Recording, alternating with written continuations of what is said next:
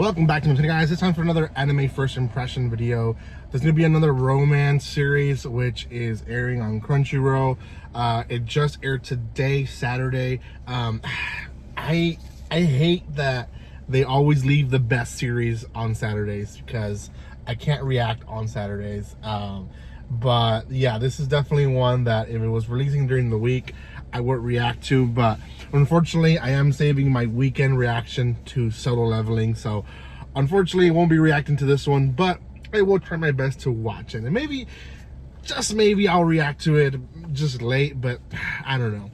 This is going to be OKITSURA fell in love with an Okinawan girl, but I just wish I know what she's saying.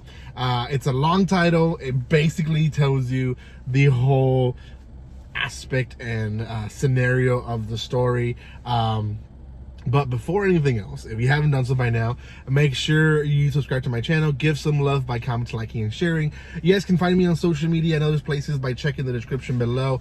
Do join the Discord, and then everyone who's been watching, thank you so much. Do subscribe if you want to watch more of these videos. I do appreciate the latest support that I've been receiving for these videos.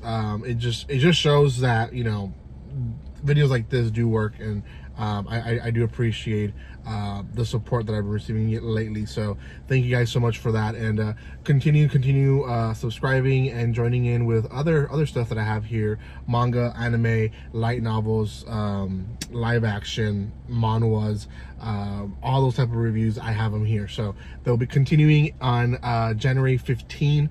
Right now it's just the first impression season, so it is what it is. Yeah. So okay, so OKITSURA, short version of the name. We follow our protagonist, and he is like the only white character in the whole series, and that's like the best way I can describe it.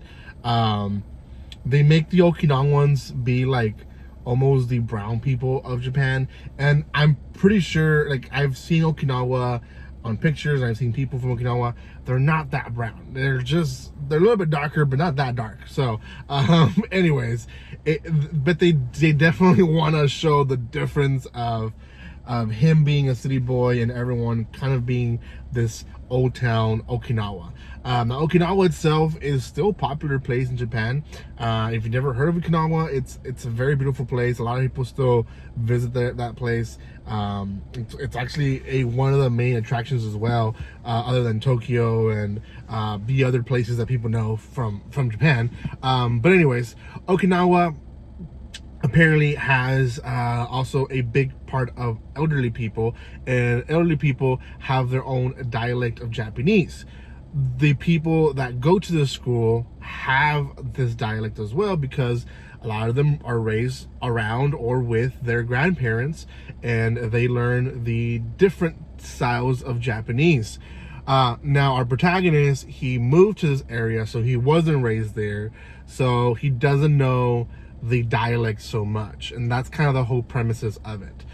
He likes this one girl who's a young girl there in his class, but she is like almost full-on dialect. Like, she doesn't use very little modern Japanese is what she uses. Most of it is the dialect, so he's very confused most of the time. Fortunately, there is another girl in the classroom who helps him translate basically what she's saying. Now, we are reading translation of translations as well, so it's a little hard to kind of keep up with, but it's still fun to see how even in a small country like Japan, because after all, Japan is still small when it comes to like land size. It's a small country compared to the US and to China and Russia. You know, it's a small comparative to that. There's different dialects. In the US is common. We don't have huge differences in our dialects, but if you go to Canada, you go to Russia, you go to China, you go to India, there is like people that live in South China, and compared to North China, their dialects are a little bit different and their words do change. For us, not so much. Like, there is some differences, like soda and pop, and supper and dinner and stuff like that, but it's not a huge difference where we can't understand the other person speaking. But in this case, he does. So The anime episode is pretty wild, but essentially the whole episode is him just trying to hang out with the girl, and going around the city, going around the school, and learning 3 different Japanese, old Japanese from Okinawans culture, things that they do different. One thing is, like, they find a little boy who's crying, and apparently they believe that when you get scared or get shocked, your soul comes out, and they have to do some little ritual. And I'm very familiar to stuff like that, because growing up Latino, we have a lot of stuff that we do, that our grandmas do, or even our moms do now, that would cure us from stuff, and really it would just make us feel better, feel comfort, and that would help us recuperate from the pain that we're in, or whatever it was. That's the first thing. The second thing, he encounters an ox, and like it's very weird for him, but they explain that there's like not battling, ox fighting and all that, and that's a little bit strange for him, but it is what it is. And the third thing, which how the episode ends, is a sugary treat that is offered to him. He doesn't know what it is, and apparently everyone does it and everyone likes it, so everyone wants him to try their version of it. Now, on that note, our third main character, who is the translator, she's actually there because she likes the protagonist. So there's a love triangle going on. He likes this girl, but there's the other girl who is her best friend who likes him, right? And she's there because she wants to get close to him, right? There is a scene in the anime where he calls her by her first name, and he uses the ending of san, which is very common in Japanese, but because he